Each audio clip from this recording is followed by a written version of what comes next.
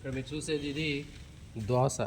ఇది కుకుర్బిటేసి కుటుంబానికి చెందినటువంటి దోస తీగ అండి. ఇది అయితే దీంట్లో కాండం అనేది బలహీనంగా ఉండటం వల్ల ఇది పైకి నిటారుగా నిలబడి ఎగబాకలేదు. అందుకని చెప్పి వీటికి ప్రత్యేకంగా కాండం మీద మనకి టెండ్రిల్స్ నులి తీగలు లాంటివి ఉంటాయి, స్ప్రింగిల్ లాగా ఉంటాయి. దీనికి ఏదైనా ఒక ఆధారం తగలగానే ఇవి ఇట్లా చుట్టుకుంటాయి. తర్వాత దీన్ని స్పర్శానువర్తనం అంటారు. ఏ విధంగా ఈ నులి తీగలతోటి ఏదైనా ఆధారాన్ని అంటుకోగానే దాన్ని చుట్టుకొని పైకి పెరుగుతూ ఉంటుంది. ఈ విధంగా స్పర్శకి ప్రతిస్పందించడాన్ని స్పర్శానువర్తనం లేదా థిగ్మోట్రోపిజం అంటారు. తర్వాత ఇక్కడ నుండి ఇవి ఏకలింగ పుష్పాలు ఉన్నాయి దీంట్లో.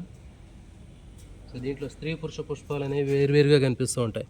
ఇది పురుష పుష్పం, ఇది పురుష పుష్పము, మేల్ ఫ్లవర్, ఇది ఫీమేల్ ఫ్లవర్.